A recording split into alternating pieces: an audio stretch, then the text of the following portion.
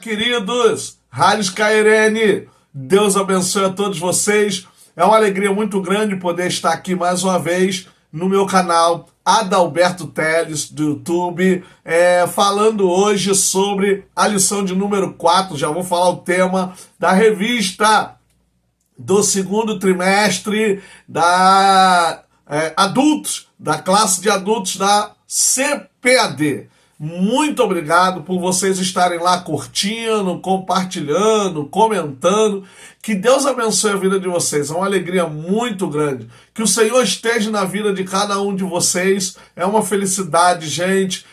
O canal está crescendo, está desenvolvendo. Continuem comentando, curtindo, divulguem o link. Compartilhem o link do curso aqui, né? Não deixa de ser um curso, das aulas que eu estou ajudando aqui. Tenho ficado muito feliz com a gratidão de alguns pastores que têm falado, que têm contribuído. Muito obrigado a você, pastor, a você, professor de escola dominical, a você, aluno, que tem confiado em nós aí para contribuirmos com a escola bíblica dominical. Gente, a lição número 4, como se conduzir na caminhada. Texto em classe, é um texto bem curtinho, né? Efésios capítulo 5, versículo 15 ao 17, inclusive é até um texto interessante de se ler. As palavras-chave: conduta, vida cristã, sábio e sabedoria. Eu coloquei sabedoria aqui para corroborar com a palavra sábio, né? Com o adjetivo sábio. Então, repetindo, conduta, vida cristã, sábio e sabedoria são as palavras-chave. Introdução: a Bíblia Sagrada é o fundamento que direciona a conduta na caminhada cristã. É ela que traz resposta para o desenvolvimento do crente e o seu crescimento. Salmo 119:1 diz: bem-aventurados retos em seus caminhos, que andam na lei do Senhor. Então, é a Bíblia, gente. É a partir da Sagrada Escritura, é a partir da Bíblia Santa que nós iremos ter o nosso fundamento para nos direcionar nessa caminhada cristã. Sem a Bíblia como pauta, como nós viveríamos? Então, por isso que ela é chamada de regra e normativa de fé. Então, a Bíblia é uma regra, é um livro de regra, no sentido de medida, como diz lá a própria palavra cânon, né? Vara de medir. Então, a Bíblia é isso, ela mede, ela faz a medida da pessoa a partir do que está dentro dela. Então, se eu quero conhecer, se eu quero saber qual é a forma de conduta do cristão, é a palavra de Deus. Na teologia, nós temos a matéria ética cristã. Para o ministério, nós temos a matéria liderança cristã, ética cristã e ministerial e outros nomes. Mas a gente precisa entender que todo homem precisa ter uma conduta. E na vida cristã, todo cristão precisa ter uma conduta. E essa conduta é tirada da Sagrada Escritura. Alguns também chamam de costume, porque o costume está dentro dessa questão da moral, do comportamento. E hoje a gente sabe que tem essa problemada de costumes até dentro da igreja. Eu falo problemada no sentido de que nós não temos na nossa denominação um costume que permeia em todos os ministérios. Então, mas o costume deveria seguir aquele da palavra de Deus, como, por exemplo, se é discussão, não é costume da igreja de Deus. Não sei se vocês estão entendendo, ou se vocês conseguirão compreender o que eu estou falando de costume. Ou seja, o costume tem a ver com a conduta também. Ela pertence à ideia da moralidade, do moral. E aqui eu não estou falando de sermos moralistas, mas eu estou falando no sentido de nós termos essa percepção de que bons costumes precisam ser guardados, preservados para o bom andamento e o bom desenvolvimento da vida cristã e da igreja do Senhor. Então, aí cabe cada ministério, cada igreja, ver aquilo que realmente é bom para a vivência da igreja, né? Porque não cabe a igreja ter discussão, ter briga, porque o Paulo diz isso. Se é discussão, não é o costume da igreja de Deus. Então, hoje está crescendo muito algumas coisas dentro da costumeira, da questão costumeira, como se pode beber um pouquinho, se não pode beber. Tudo isso a gente tem que pesar pelas Sagradas Escrituras, entende? Então a gente precisa ter muito cuidado com isso e muito cuidado com o ensinamento também. A lição tem praticamente a mesma estrutura. Então, aí a primeira grande seção é o padrão de conduta na caminhada cristã. Jesus como nosso padrão de conduta. E aqui eu fiz uma coisinha que eu acredito ser legal. Eu peguei o significado do que é conduta para poder trazer para vocês essa ideia do que significa e padrão também. Então, tanto padrão como conduta eu trouxe o significado. Padrão significa modelo oficial de pessoas e medidas, norma, modelo de referência para avaliação, paradigma, protótipo, tipo ideal, título autêntico, desenho de um tecido e ferrete. Do latim patrone, por patrono, defensor. Conduta significa uma manifestação de comportamento do indivíduo. Esta pode ser boa ou má, dependendo do código moral ético do grupo onde aquele se encontra. Então, gente, olha isso. Enquanto o padrão é um modelo, é como se fosse um gabarito, né? É como se fosse um gabarito, é como se fosse ali é o exemplo, ó, segue aquilo ali, segue aquela medida, segue. Então, Jesus é esse padrão. No primeiro século não bastava apenas ser mestre, o mestre tinha que viver aquilo que ensinava. E o mateteis, que no grego, né, mestres ou professores, didáscalos e mateteis no discípulos, esses mateteis, esses discípulos, viam a vivência desse mestre. Por isso que as pessoas diziam que o ensinamento dele tinha autoridade, porque ele não ensinava igual aos fariseus. Então ele tinha uma vivência no seu ensinamento. Ele era o padrão, ele era esse modelo oficial de pesos, de medida, de pessoa. Então quem olhasse para ele, o Paulo fala isso, sede meus imitadores, porque eu tenho um padrão, eu tenho um modelo, assim como eu vou ser alguém que imita o Cristo. Então, seja imitador, seja meus imitadores, assim como eu sou imitador de Cristo. Então, Cristo é o padrão de Paulo e Paulo é o padrão daquele que ele está escrevendo. Então, para você ver como é que é tão importante isso. Os pais são padrões para os seus filhos. Então, os seus filhos vão olhar para os seus pais como um modelo, como aquele que traz todas as características necessárias para que ele seja um bom cidadão. Isso pelo menos na prática, né, gente? Na prática não, na teoria, né? Na prática a gente precisa também fazer isso. E a conduta, ela no caso é uma manifestação do comportamento do indivíduo, como essa pessoa se conduz. Então, se ela tem um padrão, ela vai conduzir-se segundo esse padrão.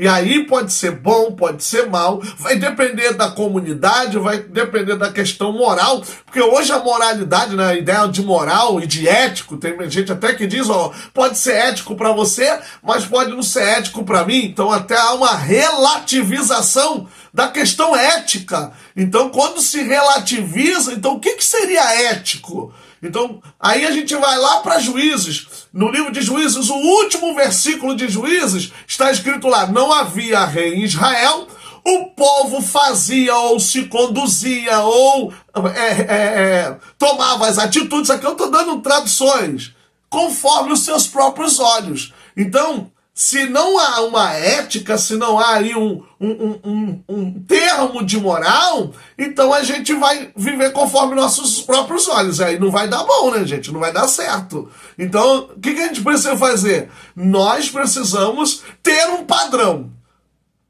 Na verdade, a liderança de nossas igrejas, de nossas convenções, deveriam ser esses padrões.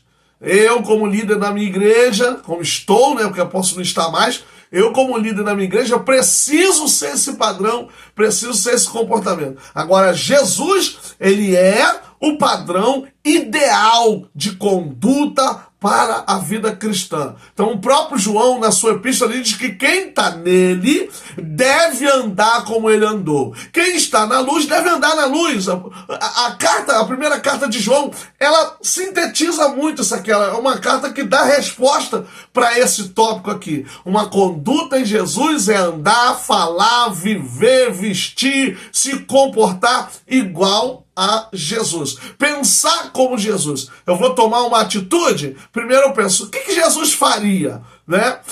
Se eu vou tomar uma decisão, como Jesus tomaria essa decisão? Não quer dizer que eu vou esperar ele falar, mas vou me colocar no lugar. Entende? Eu me colocando no lugar, talvez eu consiga compreender qual decisão eu deveria tomar. Claro que vocês podem comentar aí nos comentários e dizer se vocês concordam, se vocês não concordam e tal, porque eu também não quero ser de maneira nenhuma radical, mas como eu tenho uma vivência com Cristo, eu tive uma experiência uma vez com o Senhor. Eu queria, uma vez na época, deixar a frente da igreja e eu fui orar ao Senhor e falei com o Senhor. Falei, Senhor, eu não sou meu dono, eu não me mando, eu não quero fazer por mim mesmo, mas eu vim aqui te pedir permissão para não estar mais.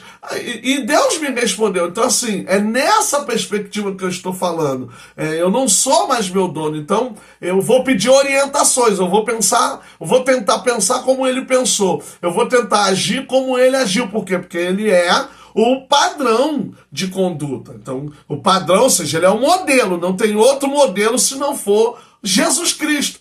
E aí é o que eu falo, Paulo é tão próximo a Jesus que ele vai falar para a sua comunidade. Então, se a gente achar que chegar até o nível de Jesus como padrão de conduta é complicado, então o que a gente chegar mais próximo de Paulo, a gente está chegando mais próximo de Jesus. Fazendo a vontade de Deus, segundo o subtópico. A vontade de Deus é a melhor opção para o cristão. Paulo afirma em Romanos 12, versículo 2, para que experimenteis qual seja a boa, agradável e perfeita vontade de Deus. Gente, quase num campo semântico bom e agradável, está praticamente no mesmo campo semântico. Então você tem boa, agradável, porque o que é bom é agradável, o que é agradável é bom, sabe? Então, e perfeito, ou perfeito aqui, que vontade é no feminino, no grego. Então, boa, agradável e perfeita. Então a gente precisa olhar isso aqui. São praticamente 3 adjetivos. Boa, agradável e perfeita. A vontade de Deus é isso para nossas vidas. Pode até doer, porque não é que a vontade de Deus faz doer. São as pessoas e os adversários que não obedecem à vontade, que não compreendem aqueles que andam na vontade de Deus. E aí vai ter os levantes, vai ter os contra e tal. Mas a vontade de Deus é boa, perfeita e agradável. Deixa eu dizer uma coisa para vocês. Deus sabe o que e Deus sabe se o quê. Não tem aquela ideia que a gente fica assim, poxa, mas se fosse assim, se eu vivesse assim, mas se tivesse acontecido assim, Deus sabe disso também. Então o que eu estou vivendo? Eu estou vivendo o quê e não estou vivendo o se o quê. Ou seja, qual é a vontade de Deus na minha vida? É o se o quê ou o que eu estou vivendo agora? Então o que eu estou vivendo agora, pode crer, é melhor do que aquilo que seria a hipótese. Se porque talvez não seria o melhor. Então, viver a vontade de Deus é viver no melhor de Deus. O pessoal fica dizendo aí, ó, o melhor de Deus ainda está por vir, e essas coisas, vocês inventam nisso. Gente, o melhor de Deus é a vontade dele. Porque quem é que vai vencer aquele que faz a vontade de Deus? Quem é que vai conseguir atingir aquele que está na vontade de Deus? Ele é protegido, ele é guardado, ele é preservado, porque ele está na vontade de Deus. Então o mundo pode estar desabando, mas ele está na vontade de Deus. No Antigo Testamento, a vontade divina era manifesta pela lei. No Novo Testamento, a vontade de Deus está evidente no cumprimento e na obediência de Jesus ao Pai. E nesse sentido, o servo do Senhor precisa entender e cumprir a vontade de Deus. Mestre, coma, vamos comer. Minha comida e minha bebida é fazer a vontade de meu Pai. Não, é fazer a vontade do meu Pai. Senhor, afasta de mim esse cálice, se for possível, mas se não for possível, seja feita a tua vontade. Jesus cumpriu em tudo a vontade de Deus. E foi fácil? Foi não, gente. Foi doloroso. Suportar a cruz, a prisão, a traição, suportar tudo aquilo. Mas era a vontade do Pai, sabe? E ele em tudo cumpriu a vontade de Deus. Então, enquanto o Antigo Testamento, vontade de Deus, lei. Novo Testamento, Jesus é o ápice do cumprimento da vontade de Deus. E como foi falado acima, ele é o padrão. Se ele é o padrão, então a gente tem que chegar a esse nível. Não, eu estou aqui disposto a cumprir a vontade de Deus. Não, eu estou aqui pronto para ouvir. Ele me ajudando, me socorrendo, me dando força. Eu quero a vontade de Deus na minha vida. Gente, a vontade de Deus é maravilhosa. A vontade de Deus é aquilo que nos dá sustentabilidade. É aquilo que nos mantém de pé. Porque a vontade de Deus, como diz a própria palavra, né? Que a gente está no Senhor, a gente confia nele. E o que pode nos fazer o homem? Sabe? Então que Deus venha cumprir a sua vontade na nossa vida. Porque essa é o desejo dele, essa é a vontade dele. Perdeu alguma coisa, sofreu. Gente, essa é a vontade de Deus. Bendito seja o nome dele. Glorifica a Bíblia bem, ela fala isso, Paulo diz isso, em tudo dai graça. Porque essa é a vontade de Deus. Qual é a vontade de Deus? O crente murmurar, ficar reclamando, Não, a vontade de Deus é dar graça. Perdeu? Dá graça. Ganhou? Dá graça. Está sofrendo? Dá graça. Recebeu? Dá graça. Saiu da tristeza? Dá graça. Porque essa é a vontade de Deus. A vontade de Deus é que eu seja grato, que eu seja feliz, que mesmo no sofrimento eu entenda que Ele está comigo, que Ele está passando nesse processo comigo. Então aí a gente vai tendo combustível, vai tendo força para poder vencer os dias maus, as adversidades, tudo isso a partir da vontade de Deus. E aí entra o Pai Nosso, entende? Seja feita a sua vontade, assim na terra como no céu. Então, como é feita a vontade de Deus no céu? Então é desse mesmo jeito que ela tem que ser feita aqui na terra. Total obediência, total devoção a Deus. Só tem um meio de vencer o adversário. Não é só jejum e oração, como muitos falam, dar o dízimo, não. É ser sujeito a Deus. Sujeitai-vos a Deus, resisti ao diabo e ele fugirá de vós. É sujeitar a Deus. Devoção, obediência, cumprir com a sua vontade, cumprir com o seu querer. Aí, gente, o inimigo, vai embora, ele foge. Por quê? Porque nós estamos devotados a ele, inteiramente a Jesus. Jesus precisa ser o nosso dono. A Bíblia diz bem claramente que toda língua confessará que Jesus Cristo é o Senhor. E nós falamos que Jesus Cristo é o Senhor e Salvador, porque Jesus não é só o que salva, mas ele é o Senhor. Paulo, na maioria das suas cartas, quando ele ia saudar a igreja, ele dizia Paulo servo. A nossa Bíblia no português traduz servo, mas a palavra no grego, doulos, significa escravo. Então Paulo queria dizer Paulo escravo. Pode ser servo? Pode, mas suaviza. Paulo escravo de Jesus Cristo. E ele dizia às vezes, Paulo apóstolo de Jesus Cristo, não da parte dos homens, mas pela vontade de Deus. Então a vontade de Deus era contrariada pelos homens, porque Paulo passou a vida toda defendendo o seu ministério apostólico, mas ele dizia, eu sou apóstolo não pela vontade dos homens, não por causa dos homens, mas pela vontade de Deus. E ele aceitou sofrer todo o sofrimento que ele passou para cumprir a vontade de Deus. Ele mesmo fala para Timóteo, olha, cumpra o seu ministério, cumpra, sofra, mas cumpra o seu ministério de evangelista. Sofre comigo as aflições de um evangelista e cumpra o seu ministério. É assim, traz sofrimento, tem luta, às vezes é solitário, às vezes é complicado, mas a vontade de Deus é soberana e ela precisa ser respeitada, precisa ser obedecida. E Jesus foi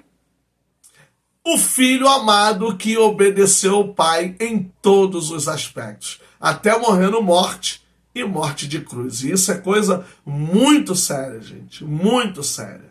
Uma vida cristã bem-sucedida. Terceiro subtópico da primeira sessão. O tópico, eu vou repetir aqui, uma vida cristã bem-sucedida. Olha o que eu fiz. O tópico anterior pode servir como resposta para quem deseja ter uma vida bem-sucedida. Fazer a vontade de Deus. Deixar que ele tome o controle de tudo. Ter Cristo como o maior exemplo de obediência e segui-lo.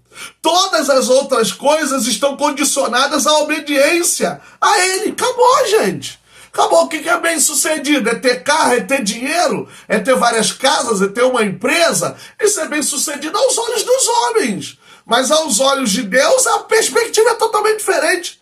Aos olhos dos homens, diz o quê? Você tem que chegar em primeiro. Aos olhos da palavra, o último é o primeiro. Aos olhos dos homens, quem é servido é que é o grande, quem é servido é que é o principal. Aos olhos da Bíblia, quem quer ser servido, que sirva.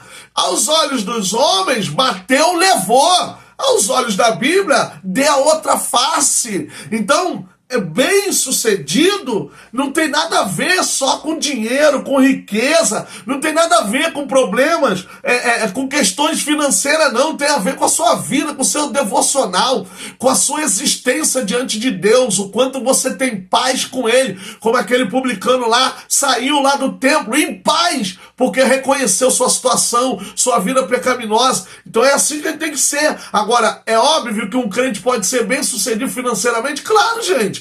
A Bíblia é bem clara, buscai primeiro o reino de Deus e todas as outras coisas vos serão acrescentadas. Então, a vontade do reino, a obediência, a busca em primeiro lugar do reino, traz também um sucesso na vida física, na vida profissional. E claro que isso não é com todos. Tem alguns que não têm sucesso na vida, mas é uma bênção na igreja. É uma pessoa devota, não dá trabalho na igreja, pelo contrário, trabalha. Isso pode acontecer. Nós não podemos radicalizar dizendo que quem está na prova está com demônio, está com isso, fez alguma coisa. Não, gente. É a vontade de Deus na vida dele. Uma hora também ele pode sair, porque a luta também pode anunciar a vida inteira. Então alguns vão sim ter vida bem-sucedida, porque primeiro busco a Deus e não é o contrário.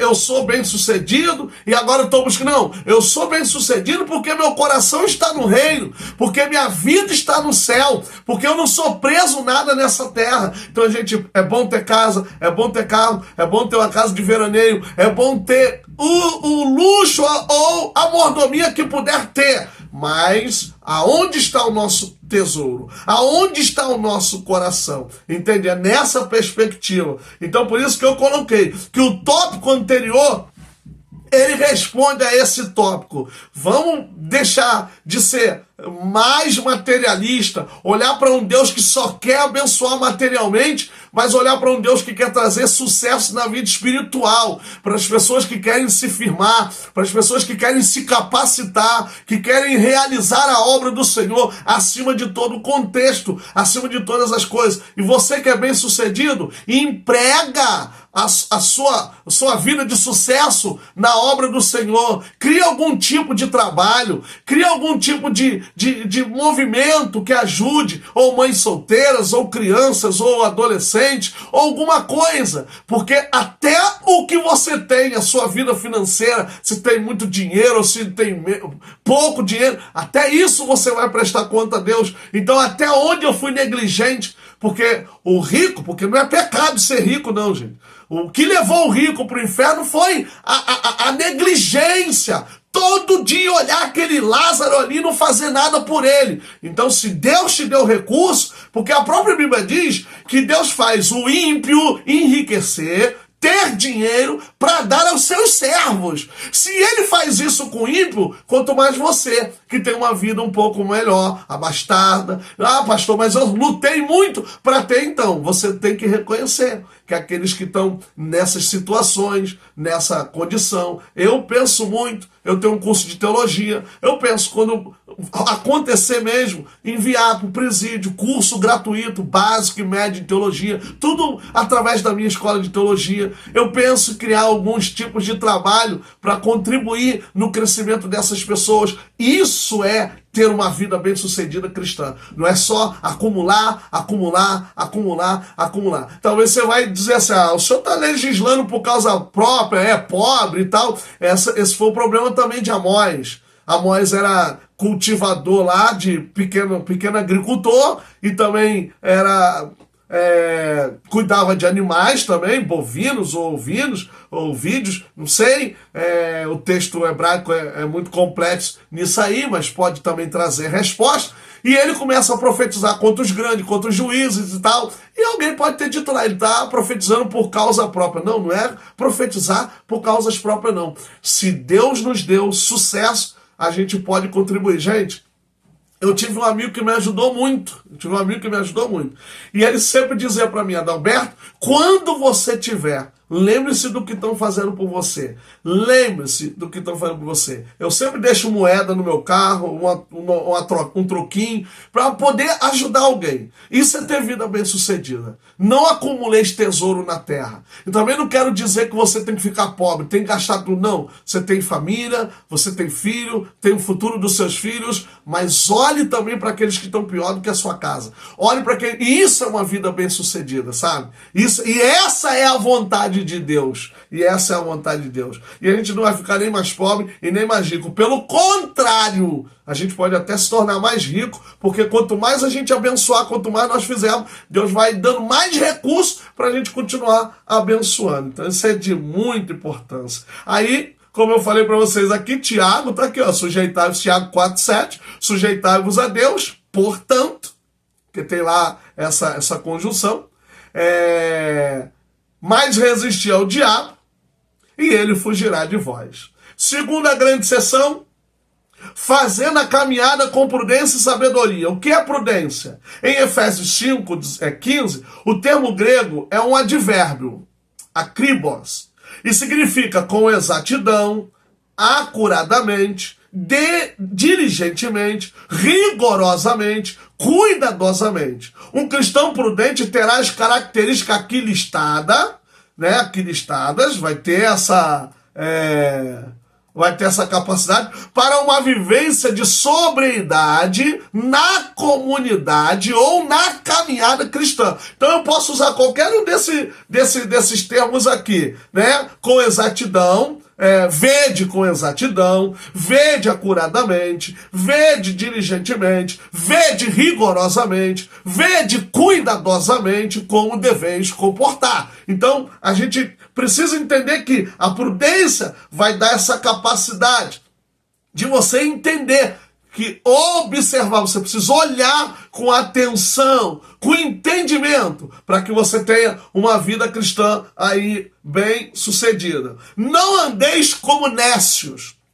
Efésios 5, versículo 15, tem um paralelismo antitético, ou seja, antitético é aquilo que traz um contraste, bom, mal, dia, noite, então é antitético.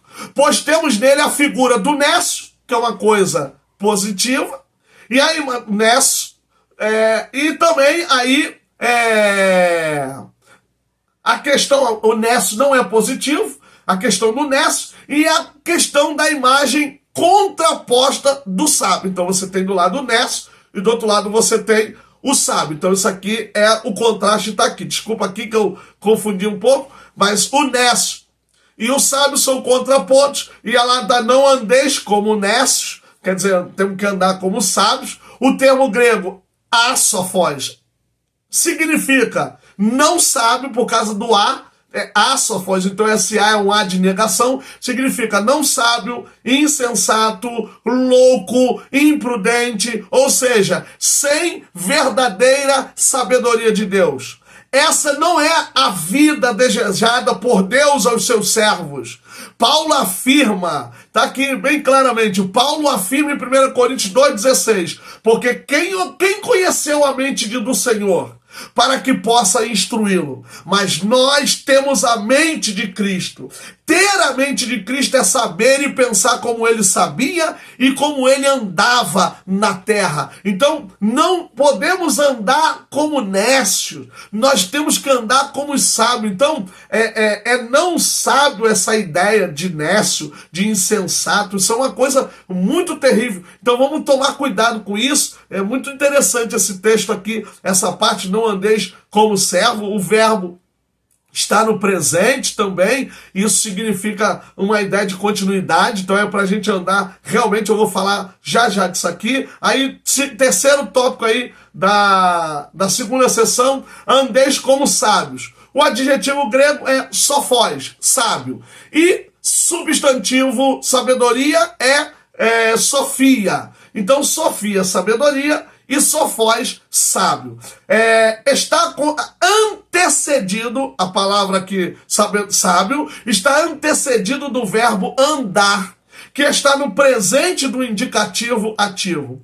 Isso significa que a ação de andar como sábio é contínua e não ser insensato também é. Ou seja, os dois verbos que dizem aqui, né, nos dois verbos não, porque é um verbo que fala para as duas. O verbo está dando a ideia de não andar como insensato e andar como sábio.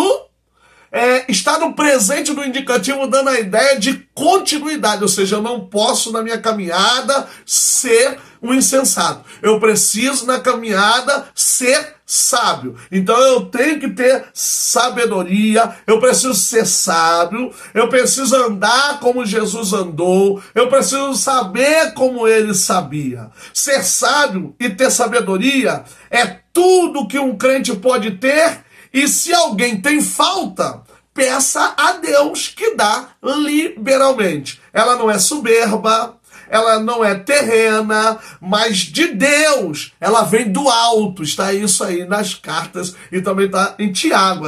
Quem tem falta de sabedoria, peça a Deus. Então, andeis não como nécios, mas andeis como sábio. Presente do indicativo ativo, dando a ideia de que há uma continuidade. Eu preciso ser sábio até o final da minha caminhada. Terceira grande sessão, vencendo os dias maus. Remindo o tempo. O verbo no particípio, remindo, significa comprar no mercado, com a ideia de aproveitar a oportunidade, que é isso que a gente faz com o tempo, a gente aproveita. Está no tempo presente, dando o entendimento que o mal é ativo. Ou seja, quando a gente está aqui remindo o tempo e você tem lá na frente o mal é ativo, por isso que a gente tem que remir o tempo. Por isso que a gente tem que tomar muito cuidado. Então, por isso que a gente tem que fazer isso, comprar no mercado, com a ideia de aproveitar a oportunidade. Então a gente tem que olhar e aproveitar a oportunidade, ganhar esse tempo, remir esse tempo. E isso, no presente, significa que o mal que está ocorrendo, que vai ser o mal que culmina para a vida de Jesus, é um mal ativo, está atuante, está fazendo, está trabalhando. Então a gente tem que remir o tempo, porque Jesus está voltando. Remindo o tempo e a volta do Senhor. Remindo o tempo e a volta do Senhor. O que é isso, gente? A exortação de Paulo para viver uma vida sábia tem a ver com a vinda de Jesus. Na igreja do primeiro século, eles acreditavam na vinda iminente de Cristo e por isso compreendiam a importância do andar prudente e vigilante. Não é diferente hoje. A igreja precisa viver uma vida com sabedoria, com as mesmas perspectivas da igreja do passado, remindo o tempo, pregando o evangelho, anunciando a palavra, vivência na fé, comunhão com Cristo. Por quê? Porque a volta de Jesus está próxima. Gente, e agora com esses acontecimentos, com a guerra, com o ataque do Irã a Israel e o revide, gente, Israel é o termômetro de sinais da vinda de Jesus. Então a gente tem que estar atento e remir esse tempo, porque o negócio não está sendo fácil. Terceiro tópico, e aí a gente vai complementar, os dias são maus. Os dias maus são os da igreja até a vinda de Jesus. Olha isso, os dias são maus dos dias da igreja até a vinda de Jesus, que será a luz definitiva. Nós não estamos ainda na luz definitiva. A luz definitiva só acontecerá com o seu retorno, com a sua vinda. Aí os dias para nós não serão maus mais. Paulo advertiu a igreja sobre os tipos de homens que estariam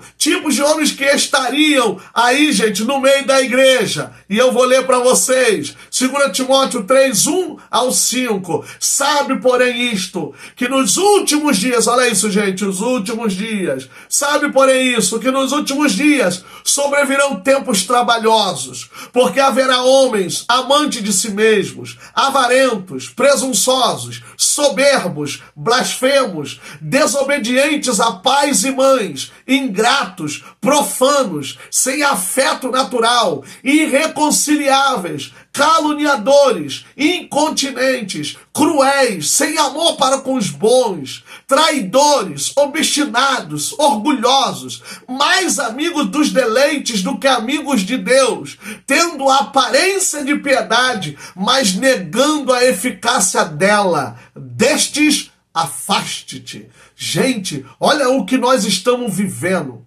Olha o que Paulo falou para Timóteo. Esses são os dias maus, gente. Isso tudo está dentro da igreja. Só Jesus na causa. Que Deus tenha misericórdia de nós. Que Deus guarde a sua igreja. Mantenha-se de pé na sua caminhada. Permaneça de pé na sua fé. Não, é o que eu falo. Se Jesus não falou, não dá ouvido. Eu sou assim. Ah, estou falando do Senhor. Foi Jesus que falou? Não, então vamos continuar a vida. Não só vai falar mal, vai falar bem. A gente tem que estar preparado para tudo isso. Então vamos estar preparados em Jesus e permanecer fiéis a Jesus e manter a caminhada. Conclusão. A caminhada para o céu requer dos servos de Deus uma vida de prudência e sabedoria. Além disso, a vontade de Deus precisa ser prioridade na trajetória cristã. Sem os bons princípios da Bíblia Sagrada, o que se chama pelo nome do Senhor, ou aquele que chama pelo nome do Senhor, pode ser levado ao fracasso, pode ser fadado ao fracasso. Então, confiar em Deus, manter a vida em Deus, vai trazer sucesso, a pessoa vai ser bem sucedida. Então, não queres ser fadado ao fracasso? Entrega a sua vida na obediência, no servir a Jesus, e tudo vai dar certo. Gente, até a próxima aula. Deus abençoe. Rádio Skyrim, segue a gente lá no canal. Entra no site lá, escoladalet.com.br, tem novidade lá. Um abraço.